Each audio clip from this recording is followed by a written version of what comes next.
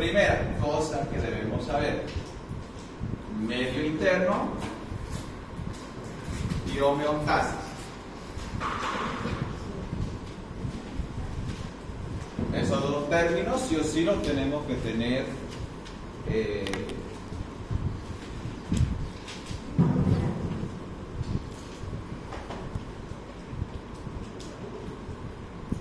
esos dos términos los tenemos que tener lo más claro posible. Primera cosa que hay que diferenciar: una es un espacio físico y la otra es un proceso. ¿Dónde está el espacio físico? Espacio físico. Proceso. Siempre la pregunta es entonces, ¿qué es? El espacio físico es el líquido extracelular, ¿cierto? Sí, pero yo te puedo querer confundir diciendo de medio interno como líquido extracelular, ¿no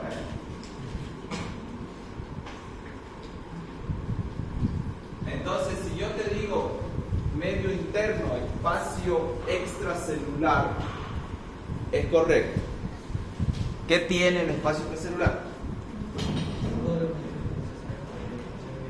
Unos elementos que tienen un propósito: nutrir a la célula.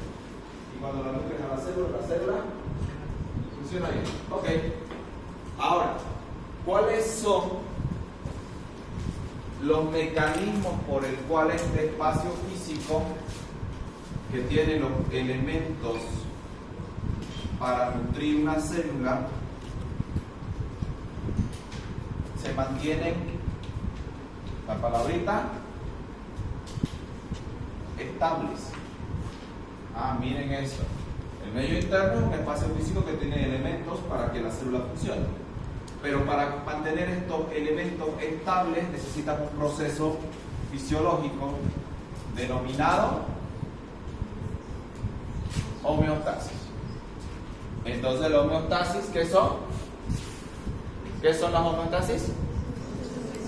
¿Para qué? ¿A quién? Los elementos del medio interno. Entonces, la homeostasis es un proceso fisiológico que mantiene estabilidad de los elementos del medio interno. Y cuando tú tienes el medio interno con elementos estables, ¿quién se beneficia? Muy bien.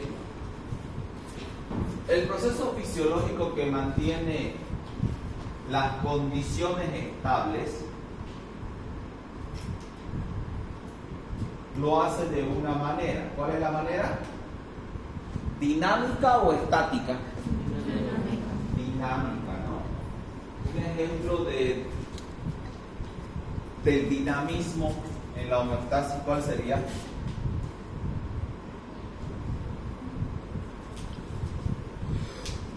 Un ejemplo. Presión arterial. ¿Por qué es ejemplo de dinamismo en la homeostasis de la presión arterial? Porque puede cambiar dependiendo ¿De qué depende que cambie? de lo que haga la persona. Ok, interesante. O cómo entera. Condiciones estables de manera dinámica del medio interno, ¿cierto? Ahora, ¿de acuerdo a qué se mueven las condiciones? A dos cosas. Aquí aparte, abajo vamos a poner. ¿De acuerdo a qué? ¿Por qué yo muevo la presión arterial? ¿Por qué yo muevo la cantidad de glucosa que circula en la sangre? ¿Requerimiento de quién? Muy bien. Necesidades, requerimientos o demanda. Usted elige qué palabra usar. Yo le voy a poner necesidades de la célula. ¿Y qué más? Las necesidades de la célula también van cambiando. ¿De qué dependen las necesidades de la célula?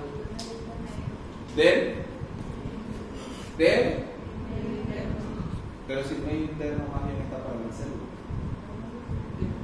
¿De quién?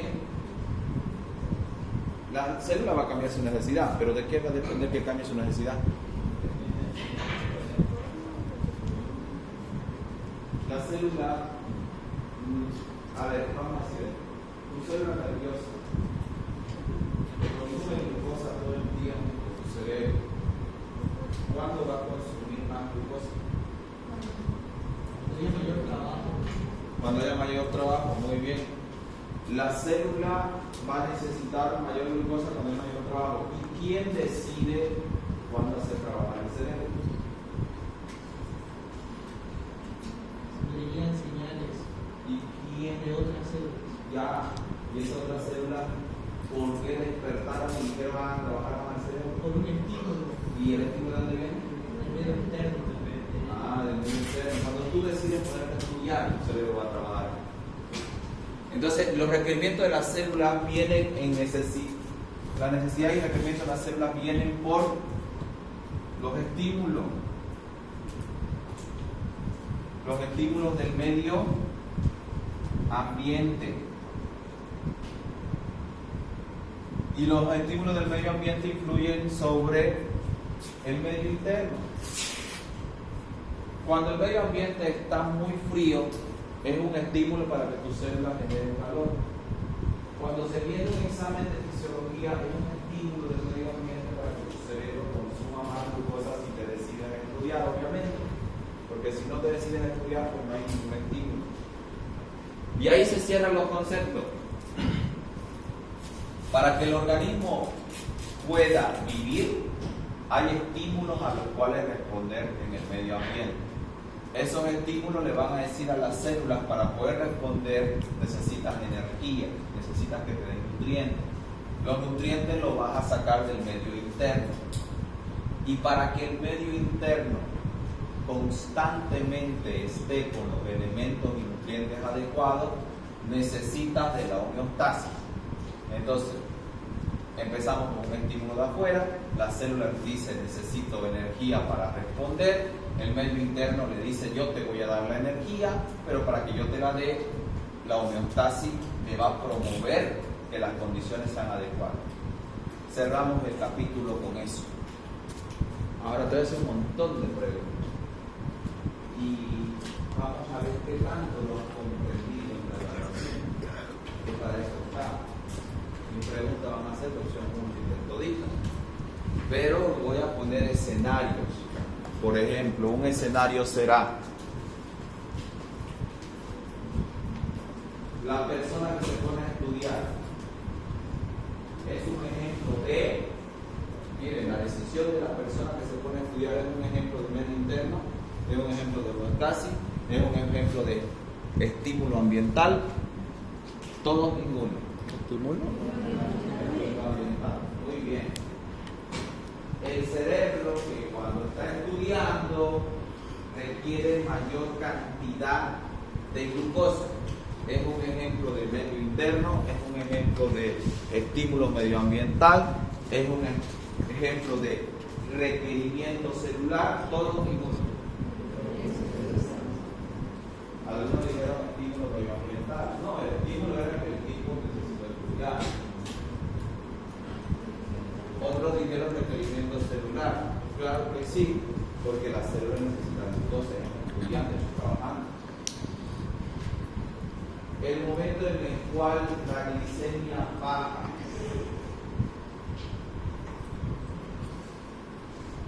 y el cuerpo empieza a activar mecanismos para equilibrar la glucosa, es un ejemplo de medio interno, homeostasis o estímulo. Muy bien. El examen de laboratorio dice que la glucosa está equilibrada. ¿Es un ejemplo de medio interno, homeostasis o estímulo? Medio interno. ¿Se entiende? Sí. Medio interno, el espacio que tiene todo para que la célula funcione. Homeostasis, el proceso que hace que ese espacio esté estable. Célula, la reina de todo. La que lee lo que va a necesitar para funcionar. ¿En base a qué? Estímulo medioambiental, porque todo es el medio ambiente, cómo te estimula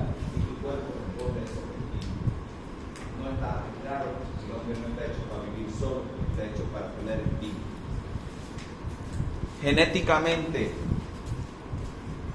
Es interesante, no se lo he explicado, pero vamos a ver qué tanto puede llegar.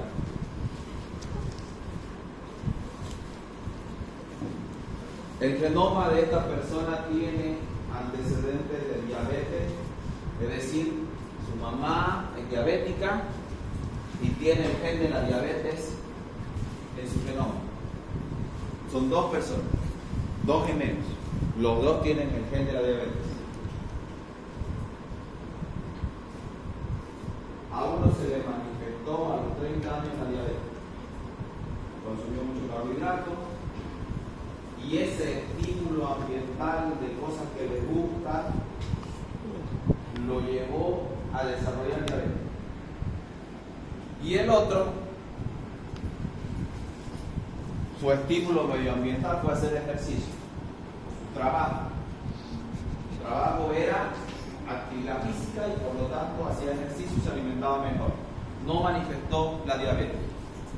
Hay varios escenarios ahí para que yo te pregunte cualquiera de ellos. Pero la manifestación de una enfermedad en función del medio ambiente, ¿con cuál de esos elementos que están escritos en la pizarra podría relacionar?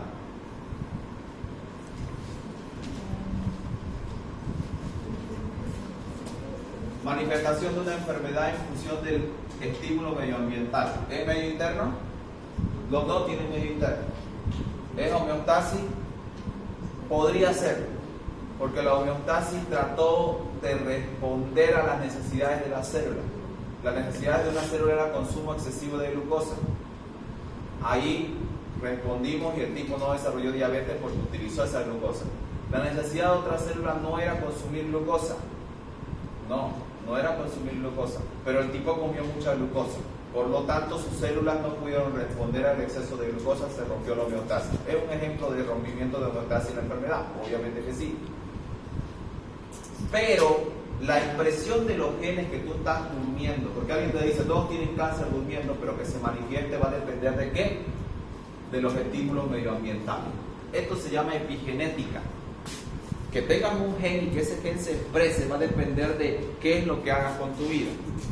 Y cuándo se exprese y cómo se exprese va a depender de eso, la epigenética. Yo lo veo más relacionado a ¿qué? A estímulo medioambiental podría ser y a respuesta condicionada de la célula. Porque resulta que te condiciona o no te condiciona la historia familiar del cáncer. Te condiciona. La historia familiar de los te condiciona. ¿Qué es la epigenética? ¿Qué es la genética? ¿Ya? ¿Qué son los genes?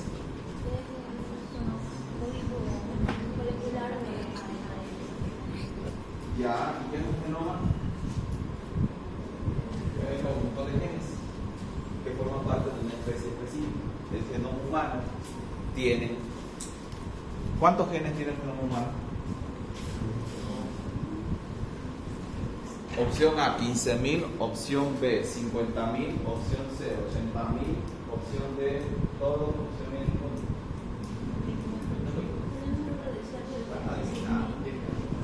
se la voy a poner en el examen. Anótesela. Epigenética. Genética es el estudio de la conformación de los genes del genoma humano de una especie.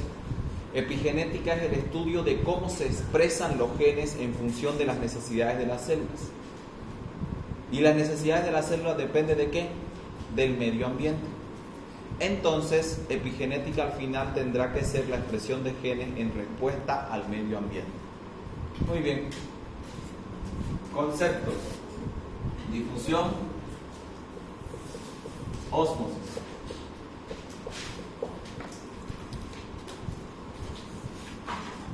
Aunque antes de entrar a difusión y ósmosis tendría que sellar estos conceptos con sistemas de control. Sistemas de control. Vamos. ¿Qué es un sistema? Pregunta de examen, obviamente. ¿Qué es un sistema? No. Aquí hay un sistema educativo y no veo órganos. Hago un concepto general del sistema. Aquí hay un sistema de educación superior que tiene varios elementos. O sea, un sistema son elementos. Pero estos elementos tienen una característica. Cada uno está, palabra clave, interrelacionados, interconectados o relacionados. La palabra que usted le dé la gana. Pero estos elementos van a comunicarse con otros elementos. ¿Me entienden? Muy bien, entonces, ¿qué es un sistema de control? Elementos que están relacionados. ¿Para qué? ¿Para qué? Para cumplir una función en común. Algo más genérico. Objetivo. Hay un objetivo en común y los elementos se unen para cumplir. Todos en la universidad estamos unidos para cumplir una función. ¿Cuál es la función? ¿Qué función tenemos aquí? Ya para capacitar personas, ¿sí? Desarrollar habilidades en ustedes, para que ustedes sean profesionales. El objetivo de todos acá es formarlos profesionalmente. Y todos los elementos. ¿Qué elementos hay en la universidad? Hay un elemento de entrada. ¿Cómo se llama el elemento de entrada? Examen de admisión. Apruebas el examen y todo es felicidad hasta que llega la inscripción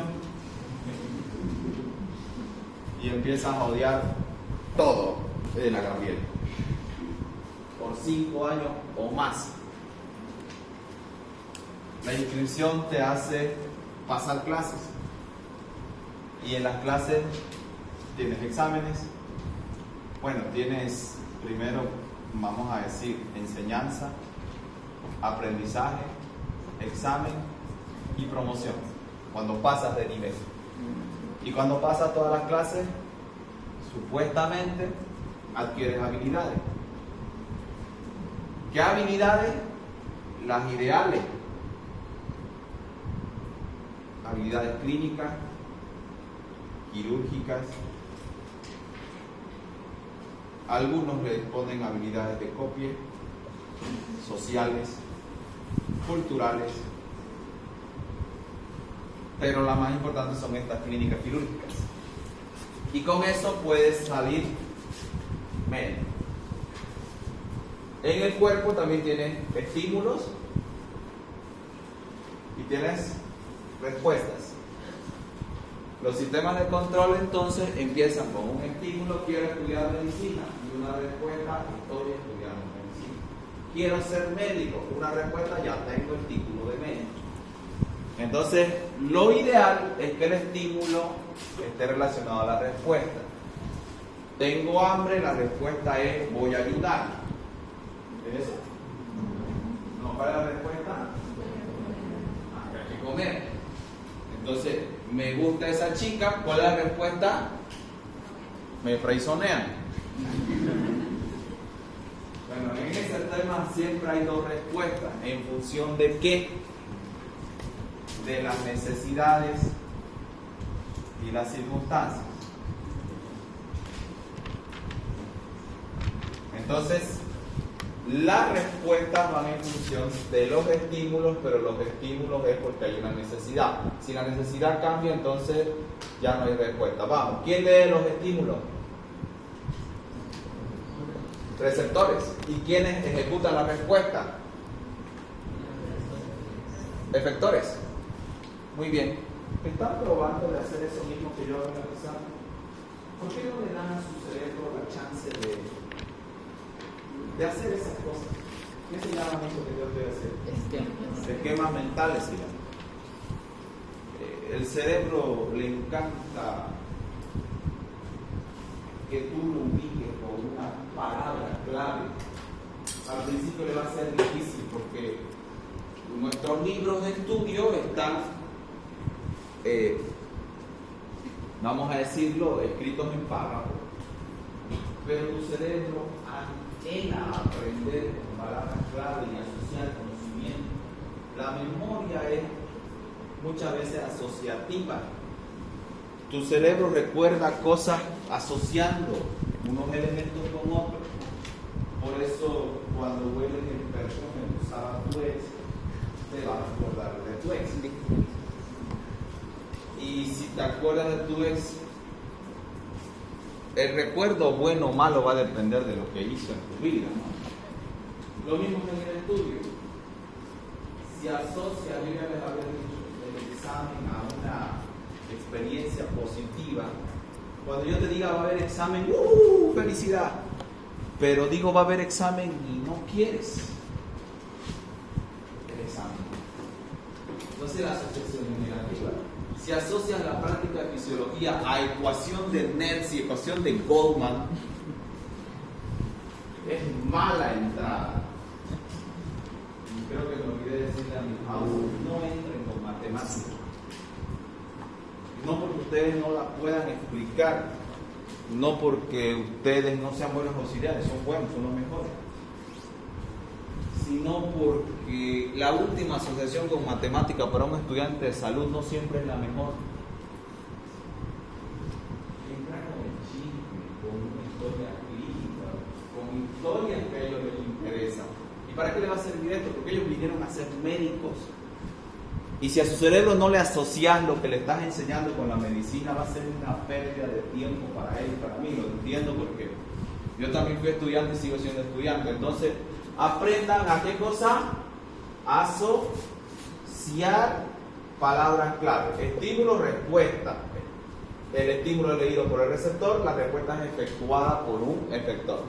Y en el centro, ¿qué es lo que hay en el centro?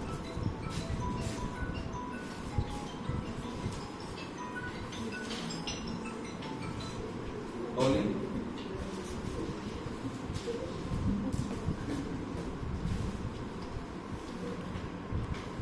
¿Le pusiste pausa? Gracias. En el centro, chicos, está algo que se llama centro de control. Es como la dirección de carrera.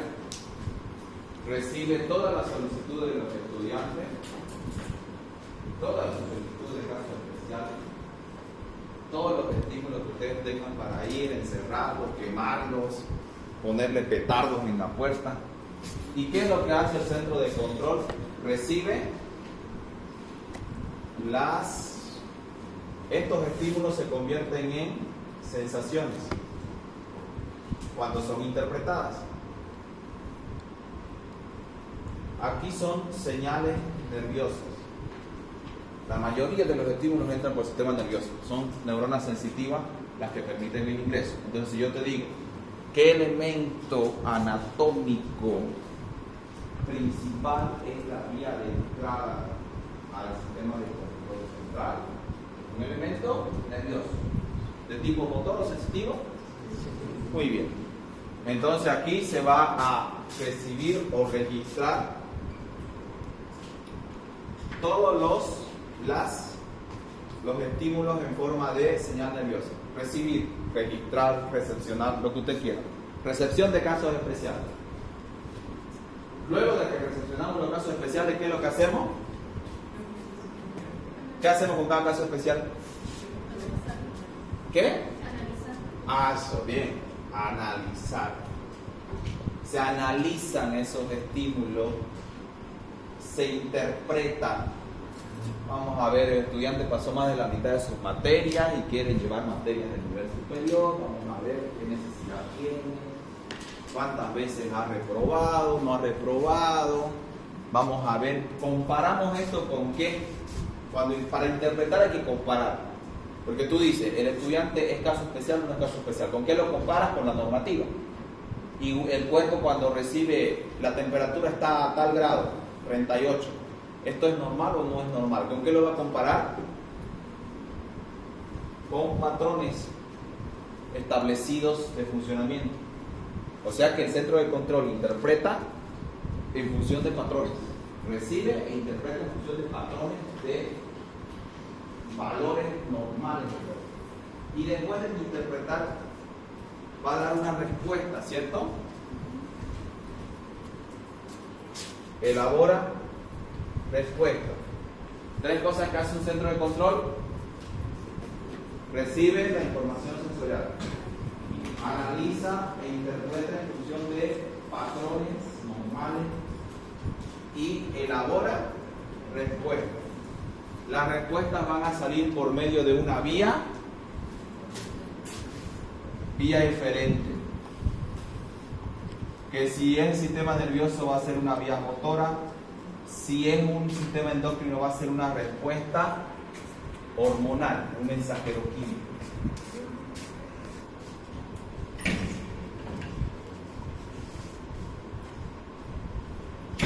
Muy bien, niños. Entonces, por si acaso, el centro de control, cuando analiza e interpreta, toma en cuenta los patrones normales y toma en cuenta ¿qué cosa? La necesidad de las circunstancias. ¿Qué te puedo preguntar acá? Te puedo hacer un pequeño caso clínico donde te voy a decir: una persona se está haciendo un tatuaje, quiere tatuarse, no sé, ¿qué se quiere tatuar la chaviza hoy día? El nombre. El nombre de tu ex. O sea, la peor decisión que puedes tomar.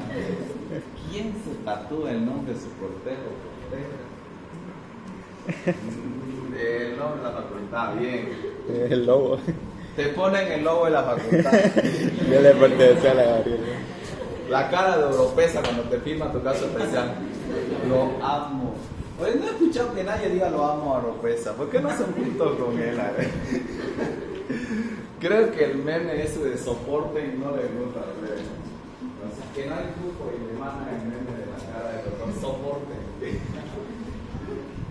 Bueno, la cuestión es que, pregunta de examen: si yo estoy agradecido con el doctor Oropesa por mi caso especial y me voy a tatuar su cara en el pecho, me van a poner lidocaína para que no me duela.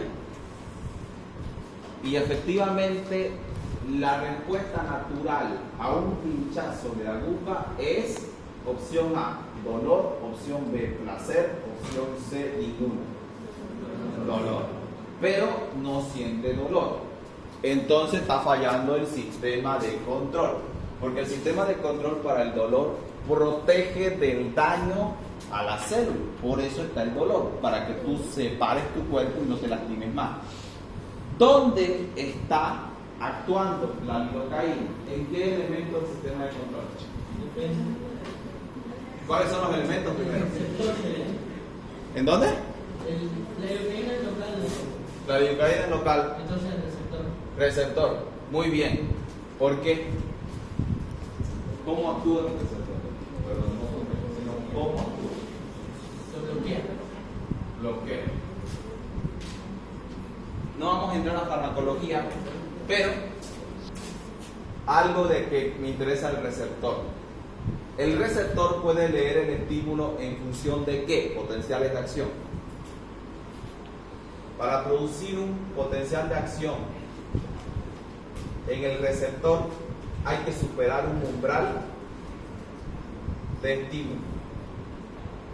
El bloqueo de los analgésicos locales generalmente, para evitar que el potencial de membrana llegue al umbral de estímulo, tienes que evitar que se despolarice, es decir, que entre en positivo. El bloqueo de canales.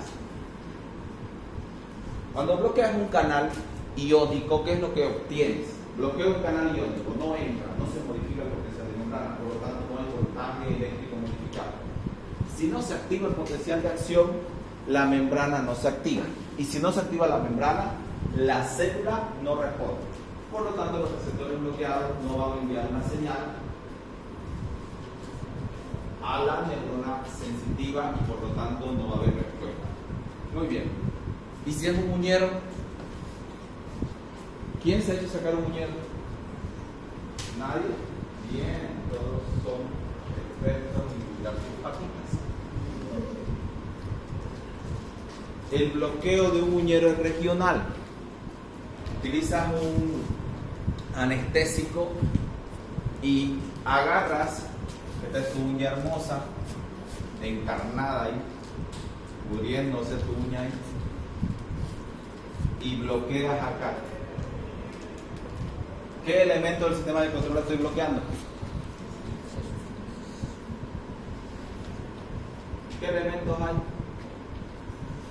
Cuando yo digo qué elementos, ustedes solamente tienen estímulo, receptor, vía de entrada, centro de control, vía de salida, efector y respuesta. No piensen en otra cosa, piensen en eso. Bloqueo regional. El receptor, la lidocaína, pero yo estoy más arriba, porque el pinchazo está aquí, el corte está aquí, pero yo no he puesto nada acá, lo he puesto más arriba. O sea que el receptor sí leyó, envió su señal nerviosa. La vía sensitiva es la que está siendo bloqueada. El elemento de entrada es la vía sensitiva nerviosa. El bloqueo de los nervios bloquea la entrada. Por lo tanto, no lleva el centro de control. Cesárea. ¿Alguien le han hecho cesárea aquí? Pues puede ser, hay una mamá por ahí también. Nadie. ¿A algún familiar le han hecho cesárea? ¿Dónde le ponen el bloqueo? En la columna vertebral, la médula espinal. ¿Ese bloqueo es central? Sí, porque la médula espinal y el encéfalo es central. Entonces, ¿dónde estoy afectando al sistema de control? ¿En cuál de los elementos? ¿En cuál de los elementos? Estímulo, receptor, vía de entrada, centro de control, vía de salida, efecto. Centro de control. Muy bien. Mecanismos de retroalimentación por el cual funciona este sistema. Son todos. Positivo o negativo. Se acabó. Deje de hablar. ¿En qué consiste un mecanismo de control? ¿Se acuerdan que el medio interno funcionaba con la homeostasis? Ahora, el sistema de control funciona con un mecanismo de control. Entonces, un mecanismo de control es lo que permite que los sistemas de control ejecutan respuestas. Y esos mecanismos de control es poner a funcionar el sistema. Es lo mismo que la homeostasis es poner a funcionar o a equilibrar el medio interno. Entonces, vamos. Concepto de positivo y concepto de negativo. Respuestas de retroalimentación positiva y negativa. Los mecanismos de control son mecanismos de retroalimentación. ¿Qué quiere decir retroalimentar? Retro es volver y alimentar, volver a alimentar. Es darle una respuesta que vaya al inicio. ¿Cuál sería la retroalimentación educativa aquí? La retroalimentación es esta. Te doy un examen. Haces tu examen. Te va bien, más o menos bien o mal. Después del examen dice que viene la retroalimentación. ¿Qué es la retroalimentación después de un examen? Aprender del error. Es decir, volver a revisar tu examen. Y que el profesor te ayude a revisar y te diga en esto hiciste bien y en esto hiciste mal. Volver atrás es retroalimentar. Y el volver atrás quiere decir que todas las respuestas que se den, las va a volver a leer el centro de control y las va a comparar con los estímulos.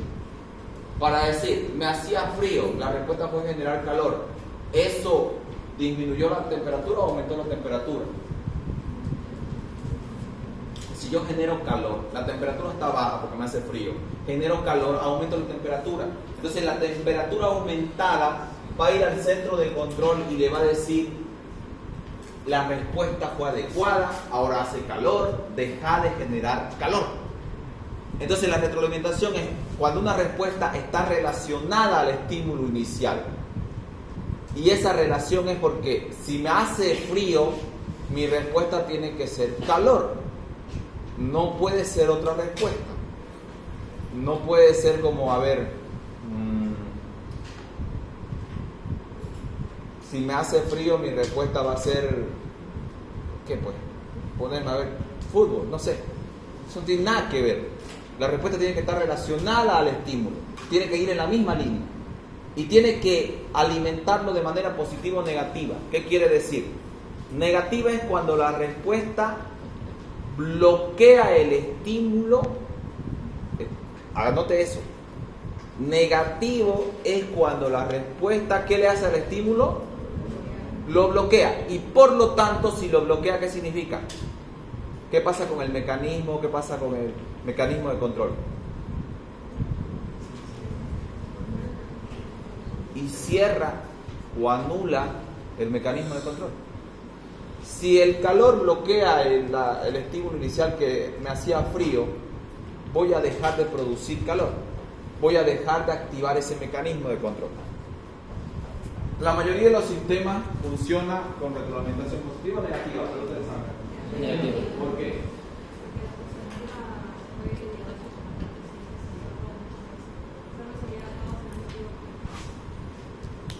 Y ni siquiera en el parto, ¿no? Porque sale el niño y ya se acabó. La respuesta que ella dio, yo dije, ¿por qué todos son sistemas de retroalimentación negativa? ¿Por qué todos son así? Y ella me dijo, porque no son, porque si son positivas, pues lleva a la muerte. Y si es negativa, lleva a la vida. Lo que se encarga de la representación negativa es que el cuerpo esté en homeostasis constantemente. ¿Y qué es homeostasis? Los procesos fisiológicos que se encargan de que haya equilibrio constante en nuestro cuerpo. ¿Y qué es el equilibrio?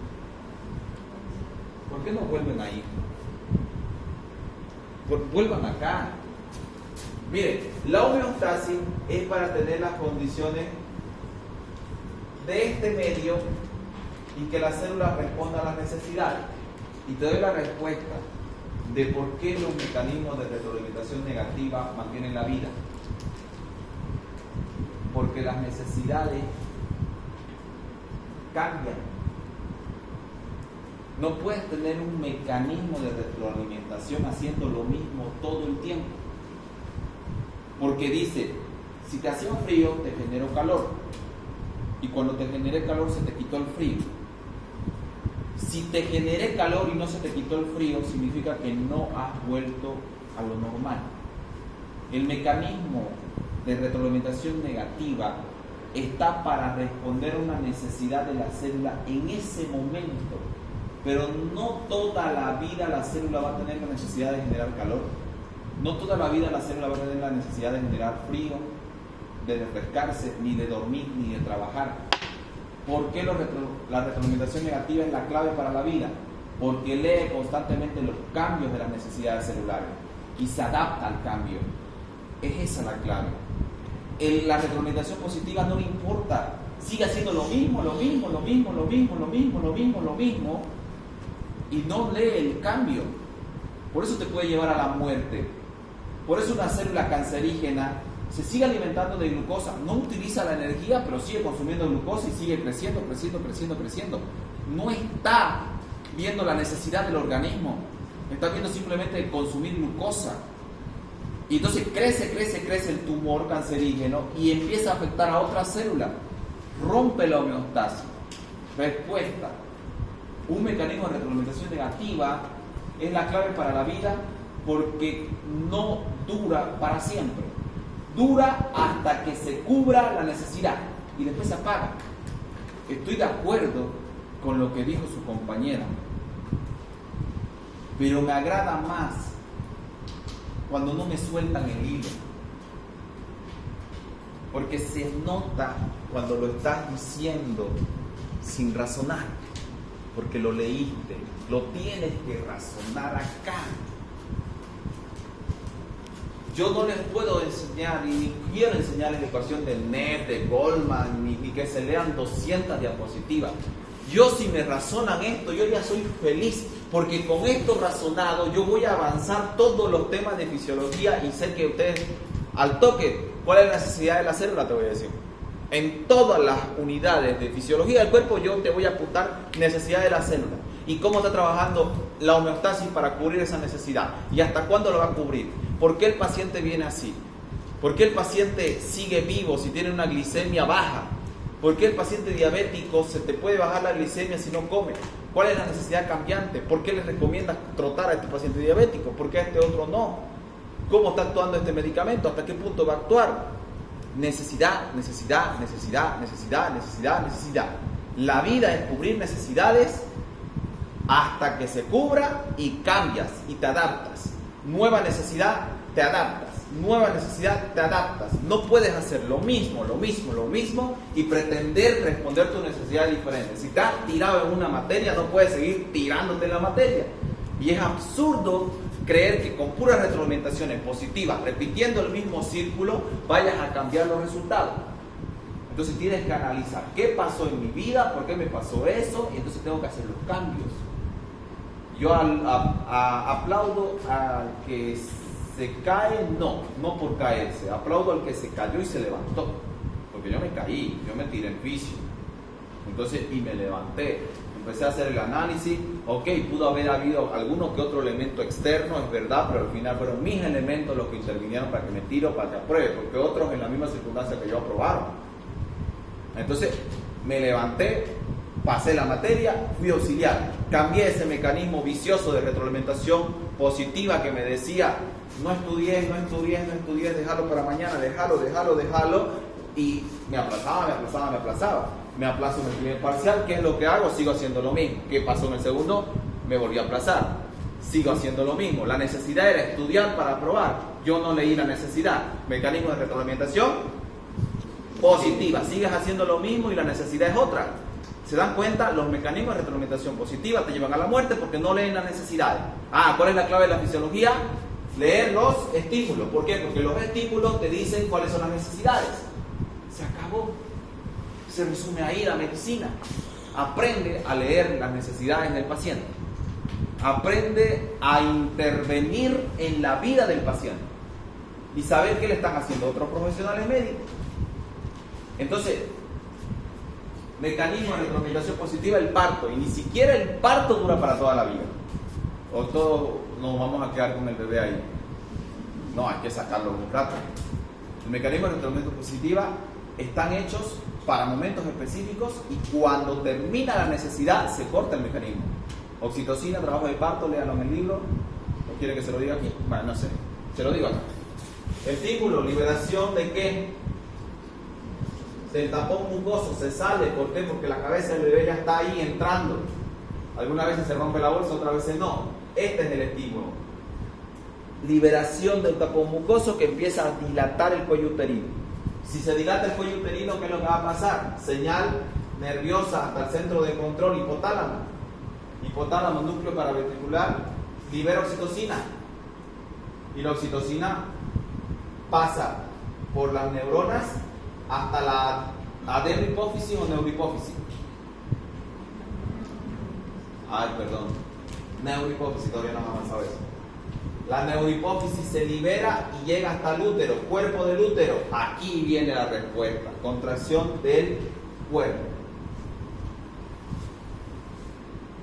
Si mi función es contraer el útero para expulsar lo que tenga allá adentro, la cabeza del bebé va a seguir abriendo el cuello uterino.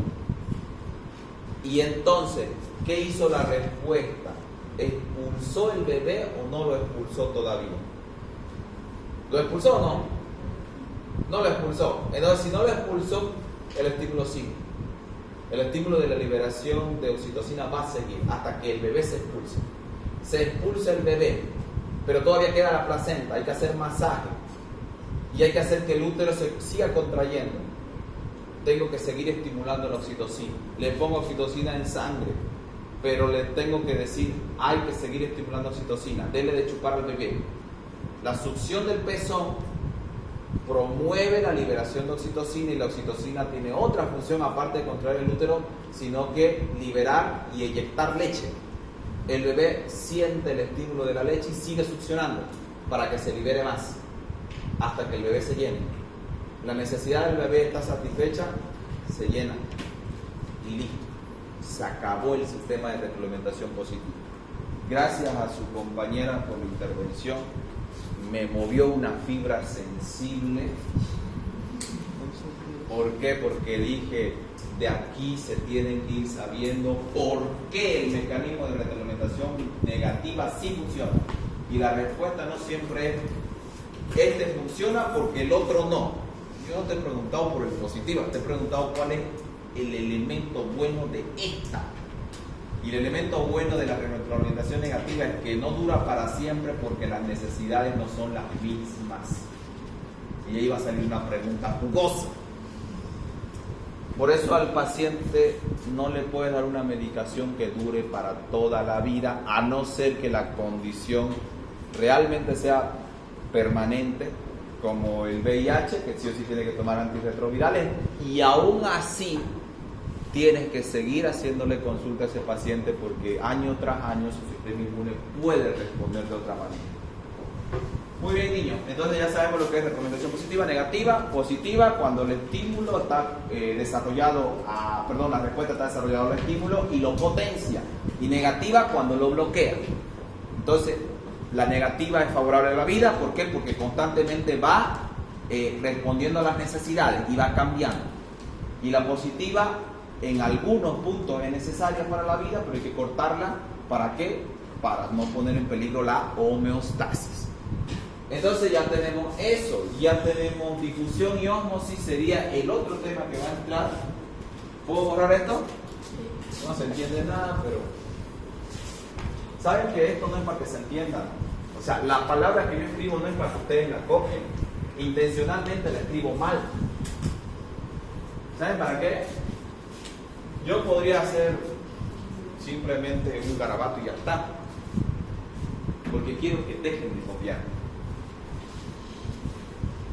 El garabato es ya está. Porque tu cerebro crea la palabra. Quiero que tu cerebro la cree la palabra. A veces no hago esto, a veces simplemente digo estímulo, receptor, vía de entrada, centro de control, vía de salida, efector. ¿Y dónde se armó eso? Aquí. Aquí se armó. Gracias. ¿Qué hora es? 25. Termino con difusión y con ósmosis. Que para mí, eso ya creo que quedó claro, es solamente reforzarlo para el examen.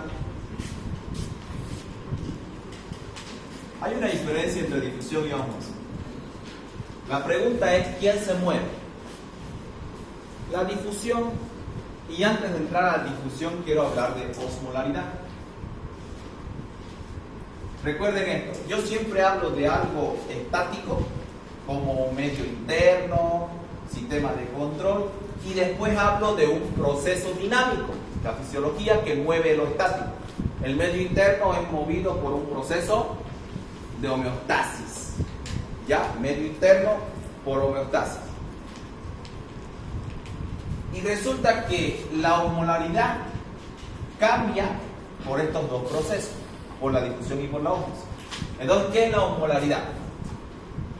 Es la concentración de solutos en un disolvente. Si hay mucho soluto, si aumento la concentración de soluto, aumento la osmolaridad. Ay, Chevy, ¿no? Ah, no importa. No, mentira. La misa, ¿no? Y Sí. también en práctica. Ya se salvaron. No voy a poner eso. Sí lo voy a poner. Pero claro, porque lo he repasado varias veces. Así que sí lo voy a poner. Nada de fórmula. No, nada de forma. A ver, caso clínico. Mis casos clínicos no los llamaría casos clínicos porque todavía no tienen los elementos para hacer un caso clínico. Voy a decir situaciones cotidianas.